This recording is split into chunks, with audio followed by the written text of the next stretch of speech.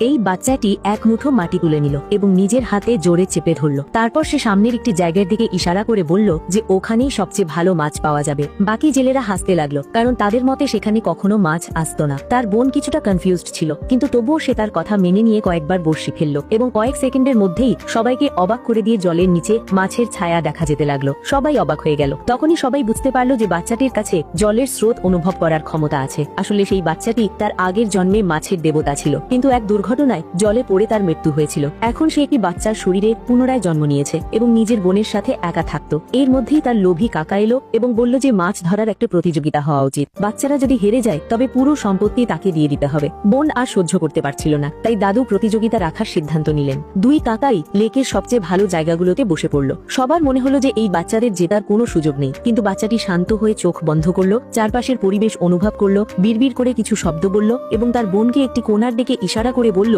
যে ওখানেই মাছ পাওয়া যাবে। সব বড়রা হাসতে শুরু করলো, কারণ বছরের পর বছর ধরে ওখানে কোনো মাছ পাওয়া যায়নি। বোনও তাকে মনে করিয়ে দিল যে বাবা বলতেন ওখানে কখনো কিছু আসে না, কিন্তু বাচ্চাটি আত্মবিশ্বাসের সাথে বলল যে ওসব আগের কথা ছিল, আজ সব বদলে যাবে। বোন কিছুটা ইতস্তত করে রাজি হয়ে যায়, কিন্তু অনেক চেষ্টার পরও একটাও মাছ আসে না। সময় কম বাকি ছিল, তাই বোন জায়গা বদলাতে চাইল, কিন্তু বাচ্চাটি সাথে সাথেই তাকে আটকে দেয়। তারপর সে একটি অদ্ভুত মন্ত্র উচ্চারণ করে। বোন সেই মুহূর্তেই তার অর্থ বুঝতে পারে, আর যখন সবাই তাদের নিয়ে হাসাহাসি করছিল ঠিক তখনই তাদের চারপাশের জল মাছে ভরে যায়। বাকি লোকেরা ভাবলো যে এটা শুধু তার ভালো ভাগ্যের ফল, কারণ বাচ্চাটির তো বেশি কোনো অভিজ্ঞতাও ছিল না। বোন নিজেকে আটকাতে পারল না এবং তাকে জিজ্ঞেস করে ফেললো যে সে ওই জাদুকরি মন্ত্র কোথা থেকে শিখেছে। বাচ্চাটি উত্তর দিতেই যাচ্ছিল, ঠিক তখনই তারা একটি মাছ ধরলো। যখন তারা দেখলো যে এটি একটি হোয়াইট কার্প, তখন সবাই আরো জোরে হাসতে লাগলো, কারণ এই মাছের দাম ছিল মাত্র কয়েক ডলার, যা কাজিনের ধরা ব্লু ফিশ আর হোয়াইট ফিশের তুলনায় অনেক কম ছিল। যেমন যেমন দামের পার্থক্য বাড়ছিল, বোন কিছুটা নার্ভাস হতে শুরু করলো, কিন্তু বাচ্চাটি শান্তভাবে তাকে জিজ্ঞেস করলো যে সে কি জিন গ্লিঙ্গোর কার্প ধরতে চায় নাকি ট্রাই কালার স্টারজেন।